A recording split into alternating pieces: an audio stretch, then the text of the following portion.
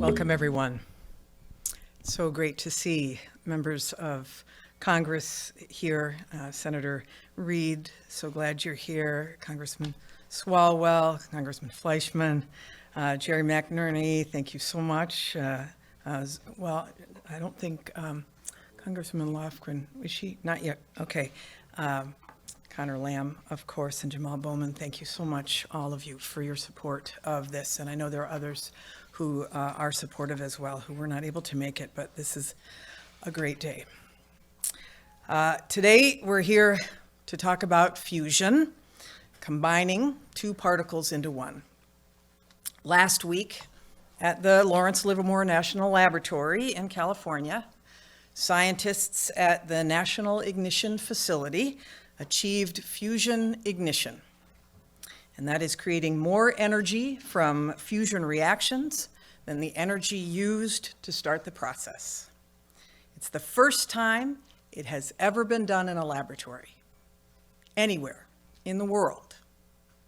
Simply put, this is one of the most impressive scientific feats of the 21st century. Or, as the president might say, right?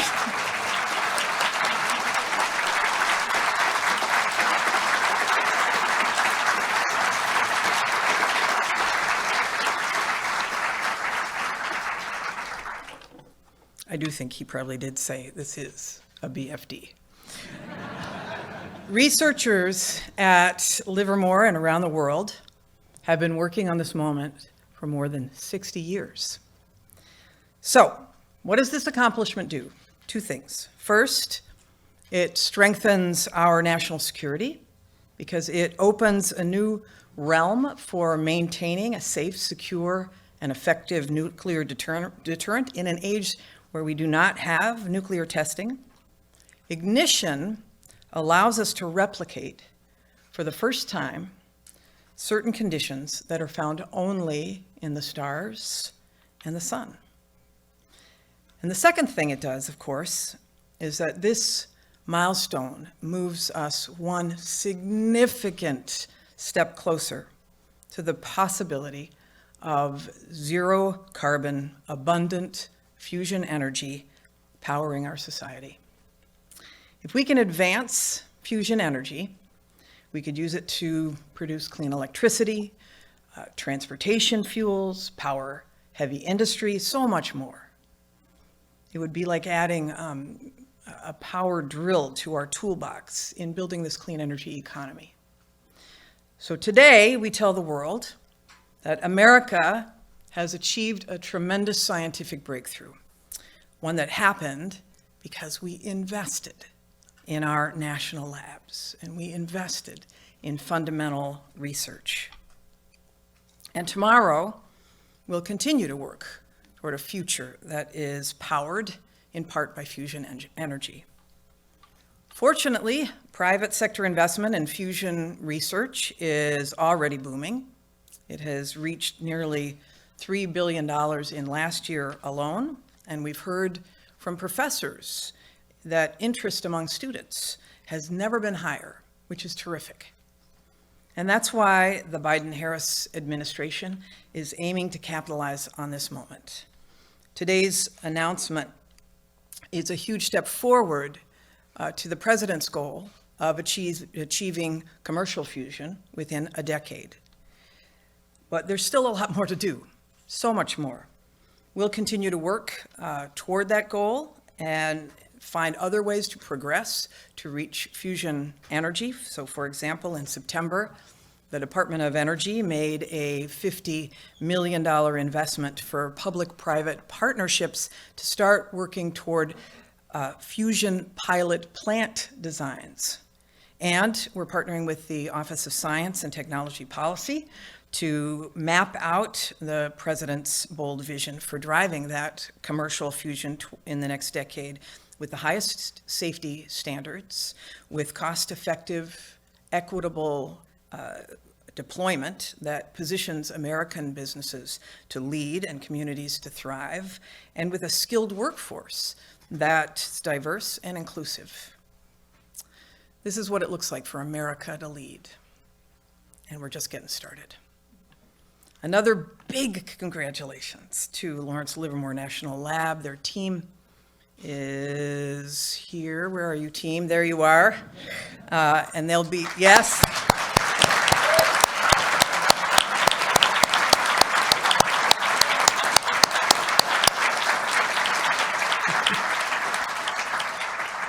They'll be joining us after this for a technical panel for those of you who wish to stay to learn more. Big applause and thank you to the NNSA, the National Nuclear Security Administration.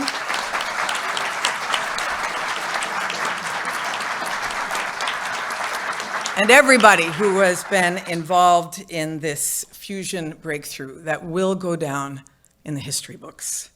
You're going to hear more about the details of the experiment from Administrator Ruby and Director Budil. But first, I'm going to turn it over to the President's Science Advisor and Director of the OSTP, Dr. Arati Prabhakar. Dr. Prabhakar. Thank you so much.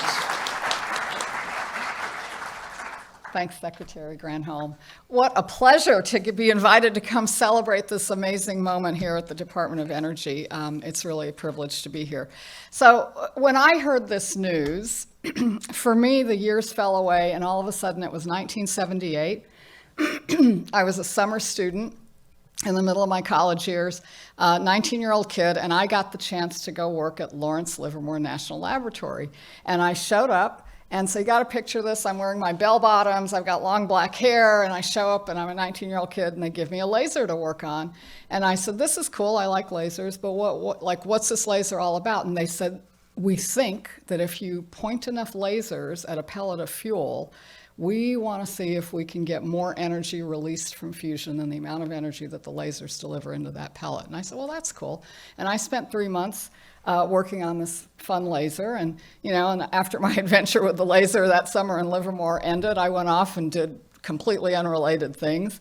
But I have always kept an eye out and watched to see what was happening at Livermore as they pursued this idea of ignition, of achieving this kind of controlled fusion reaction for decades. And I went off and didn't do anything more about fusion, but the people I worked with and their successors kept going.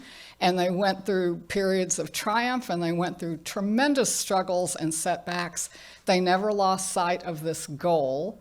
And last week, lo and behold, indeed, they shot a bunch of lasers at a pellet of fuel, and more energy was released from that fusion ignition than the energy of the lasers going in.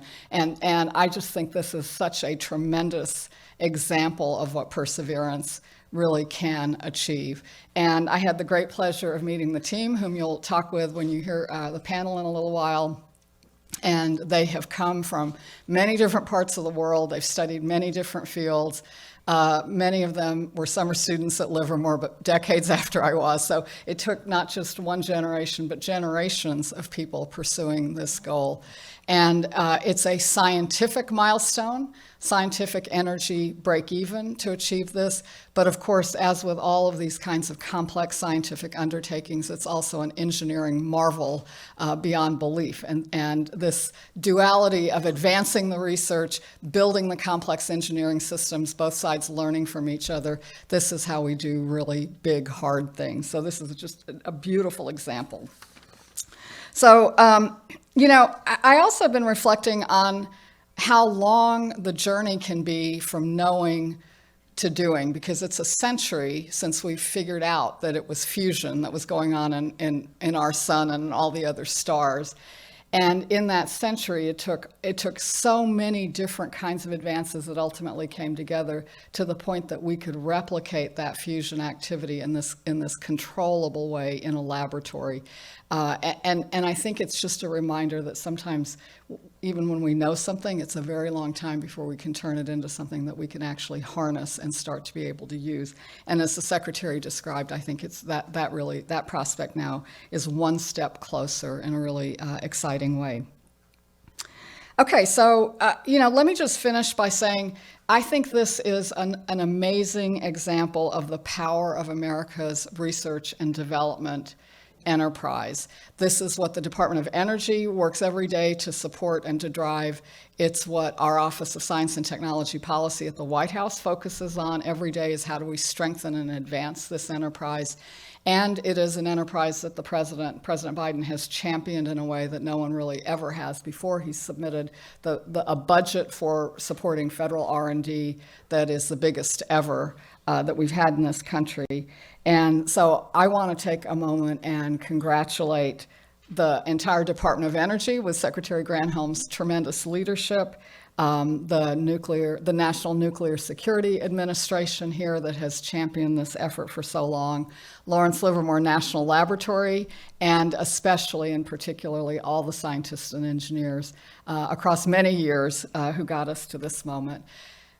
President Biden loves to say that the one word that defines America is possibilities, and this is such a wonderful example of a possibility realized, a scientific milestone achieved, and a road ahead to the possibilities for clean energy and even deeper understanding of the scientific principles that are at play here. So thanks again, congratulations, and all the best from the White House. And now, thank you. Thanks so much. And now it's my privilege to get to introduce Jill Ruby. She is the Undersecretary for Nuclear Security here at the Department of Energy and also the Administrator of NNSA.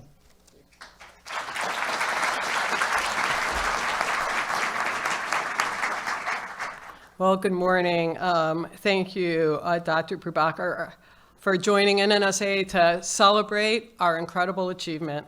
And thank you, Secretary Granholm, for kicking us off and being such a tremendous supporter of science. This success would not be possible without the strong support for foundational research by the U.S. government and by the sustained investment in our national laboratories. Monday, December 5th, 2022, was an important day in science.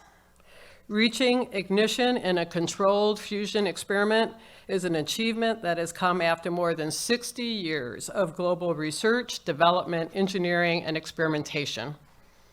The people at Lawrence Livermore National Laboratories National Ignition Facility reached this ignition milestone because of the work others did before them, their analysis of data and models, their continued pursuit to have the best possible facility, and their sheer excellence and grit. I would like to thank the members of Congress, thank you so much for being here today, that supported the National Ignition Facility, because your belief in the promise of visionary science has been critical for our mission. I'd also like to thank the international partners that worked with us on this, because their collaboration demonstrates the power and possibility of advancing scientific pursuits. But finally, a giant thank you to the talented federal defense programs and national security enterprise teams that supported this work at Lawrence Livermore. We are so proud of the accomplishments of our Livermore's National Ignition Facility. The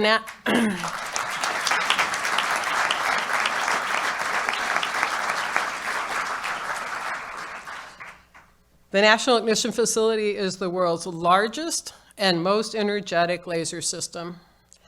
During experiments, 192 high-energy lasers converge on a target about the size of a peppercorn, heating a capsule of deuterium and tritium to over 3 million degrees Celsius and briefly simulating the conditions of a star.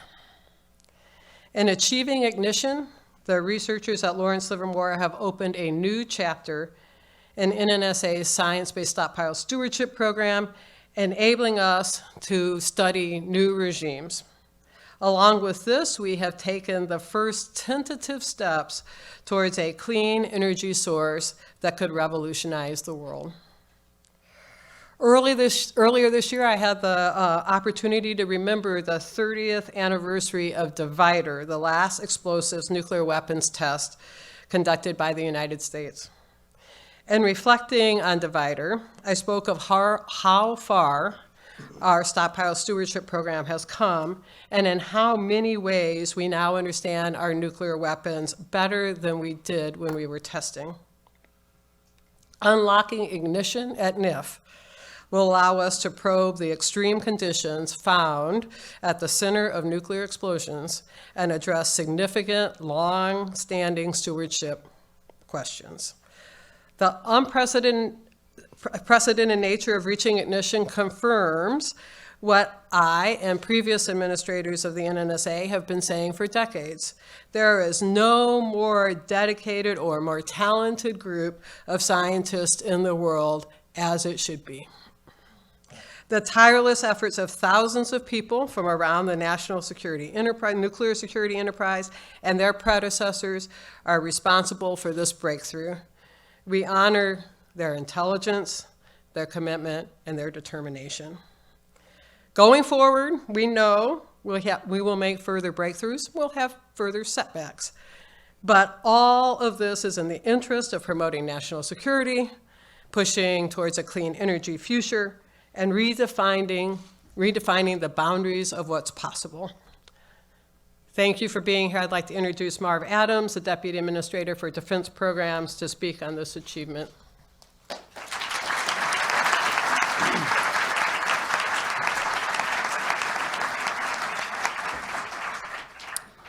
Thank you, Administrator Ruby. A paraphrasal of Abraham Lincoln strikes me as fitting here. The world will little note nor long remember what we say here, but it can never forget what they did at the National Ignition Facility. So let's recap. A team at Lawrence Livermore National Lab, National Ignition Facility made the following happen. There's a tiny cylinder here at the end of this that you probably can't see. It's about so tall and this wide. Inside that was a small spherical capsule about half the diameter of a BB. 192 laser beams entered from the two ends of the cylinder and struck the inner wall. They didn't strike the capsule, they struck the inner wall of this cylinder and deposited energy, and that happened in less time than it takes light to move 10 feet. So it's kind of fast. X-rays from the wall impinged on the spherical capsule. Fusion fuel in the capsule got squeezed. Fusion reactions started. This had all happened before, 100 times before. But last week, for the first time, they designed this experiment so that the fusion fuel stayed hot enough, dense enough, and round enough for long enough that it ignited. And it produced more energies than the lasers had deposited. About 2 megajoules in, about 3 megajoules out, a gain of 1.5. The energy production took less time than it takes light to travel 1 inch. Kind of fast. So this is pretty cool. I have a special message to listeners who want to work on exciting, challenging, and important problems. We're hiring.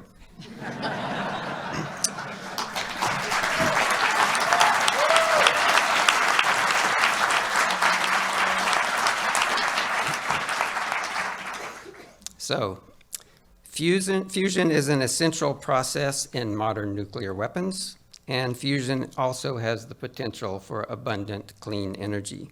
As you have heard, and we'll hear more, the breakthrough at NIF does have ramifications for clean energy.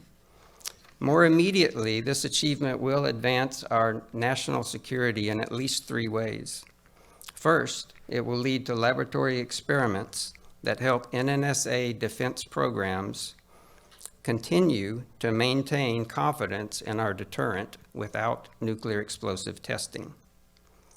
Second, it underpins the credibility of our deterrent by demonstrating world-leading expertise in weapons-relevant technologies.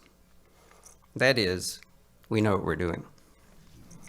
Third, continuing to assure our allies that we know what we're doing and continuing to avoid testing will advance our non-proliferation goals, also increasing our national security.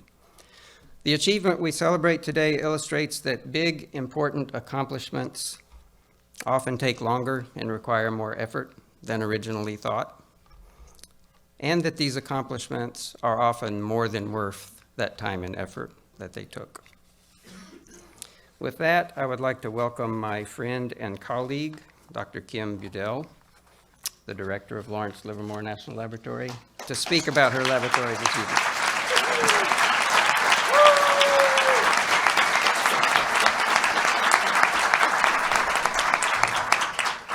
Madam Secretary, Dr. Prabhakar, Administrator Ruby, and Deputy Administrator Adams, thank you for your remarks today and for your support. This is a historic achievement for the team at Livermore, our collaborators in academia and labs in the US and abroad, our industry partners, the fusion community writ large, and the many supporters and stakeholders in the National Nuclear Security Administration, the Department of Energy, and in Congress, who've ensured we could reach this moment, even when the going was tough. Over the past 60 years, thousands of people have contributed to this endeavor, and it took real vision to get us here. Building the National Ignition Facility was an enormous scientific and engineering challenge. I like Dr. Prabhakar's emphasis on the importance of bringing those two together. In the end, after all that work, the laser has exceeded its performance goals, opened whole new areas of high energy density science to exploration, and delivered the data we need to keep our nuclear deterrent safe, secure, and effective. Our pursuit of fusion ignition over the past decade at NIF was an incredibly ambitious technical goal. Many said it was not possible. The laser wasn't energetic enough. The targets would never be precise enough. Our modeling and simulation tools were just not up to the task of this complex physics. Progress has taken time, but last August, when we achieved a then record yield of 1.35 megajoules, putting us at the threshold of ignition, many took notice. And last week, our pre-shot predictions, improved by machine learning and the wealth of data we've collected, indicated that we had a better than 50% chance of exceeding target gain of 1. 60 years ago, when John Knuckles and his team proposed that lasers could be used to produce fusion ignition in the laboratory, it was beyond audacious.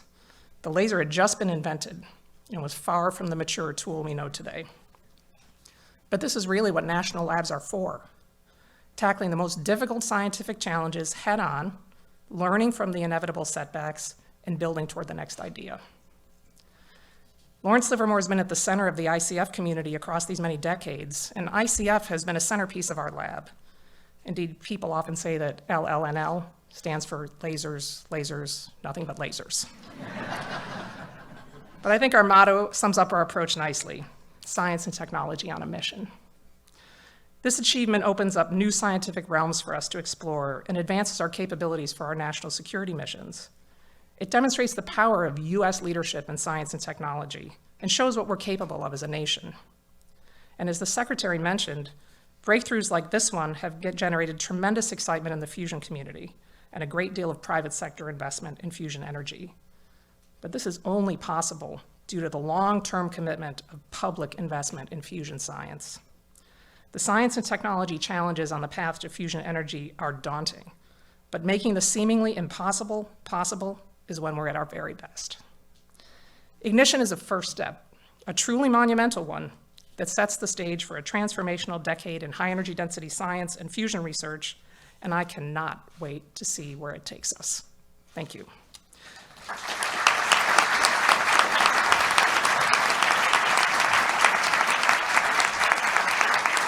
And I will hand the podium back to Secretary Granholm. Great, thanks. We will open up for a few minutes of questions, and I think that our public affairs team, Chad, is going to be navigating that, and of course we have the experts. And just here. give your name and your outlet, please. We're taking questions on this topic. Thank you. Yeah, hi, thanks. Ari Natter from Bloomberg News. I'm curious how long you think it'll be until we see commercialization of this technology, and also as a follow-up, if this happened on last Monday, why are we just hearing about it now? Thank you. It's going to take a while before we see this commercialized. I don't know if you want to say a word about that. Sure. Yes, there are very significant hurdles, not just in the science, but in technology. This is one igniting capsule, one time. And to realize commercial fusion energy, you have to do many things. You have to be able to produce many, many fusion ignition events per minute. and you have to have a robust system of drivers to enable that. So, probably decades, not 6 decades, I don't think. I think not 5 decades, which is what we used to say. I think it's moving into the foreground and probably, with concerted effort and investment, a few decades of research on the underlying technologies could put us in a position to build a power plant. On the question of what we've been doing for the last week, the team has been hard at work analyzing data. It turns out that when you ignite one of these capsules, it's unambiguous that something big happened. You make a lot of neutrons, but the data is not trivial to analyze, and the team invited all of their team members who understand the individual diagnostics to come in and work together to look at all the data to make sure we had the numbers right. And we brought in an external team of experts to do a peer review before we were ready to release the numbers. It's really important that we tell you the facts and that we get them right before we go public. So that's what we've been doing for a week. So. You should probably stay there.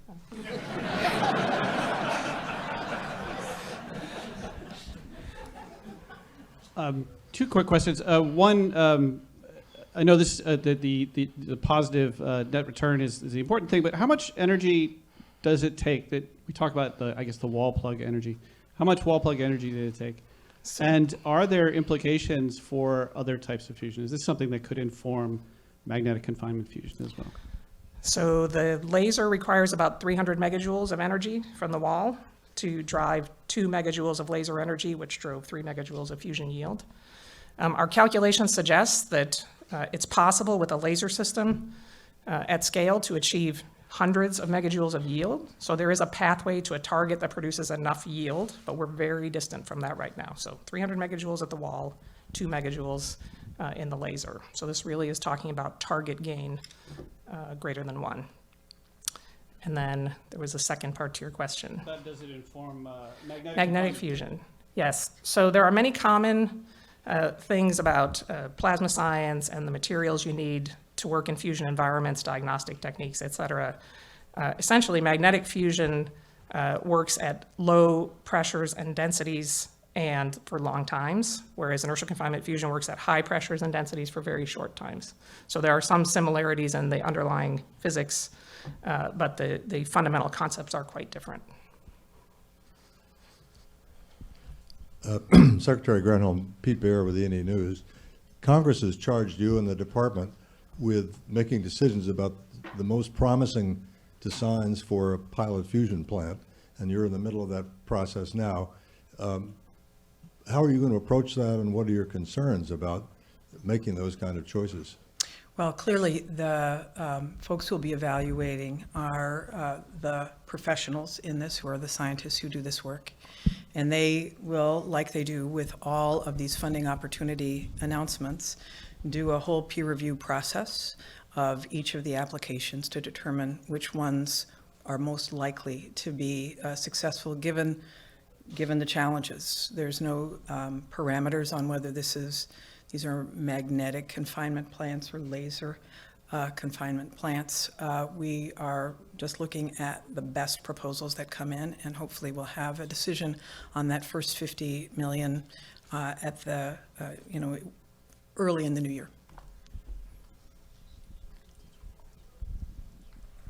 Hey there, Secretary. Gary Grumbach from NBC News here. There's questions about the ability to scale here, and that was touched on a little bit as it relates to power plants, et cetera. But can you talk about the ability to scale and who should be in charge of that scaling? Private, government, both? Well, clearly, we want the private sector, and we need the private sector to get in the game. It's really important that there has been this incredible amount of U.S. public dollars going into this breakthrough. But all of the steps that we'll take that will be necessary to get this to commercial level will still require public research and private research. We know that there's been a huge interest among the private funding community, startups, et cetera, and we encourage that. The president has a decadal vision to get to a commercial fusion reactor within, obviously 10 years. So we've got to get to work, and this shows that it can be done, which has been a question. Can you get there? This demonstrates it can be done. That threshold being crossed allows them to start working on better lasers, more efficient lasers, on better containment capsules, et cetera. The things that are necessary to allow it to be modularized and taken to commercial scale.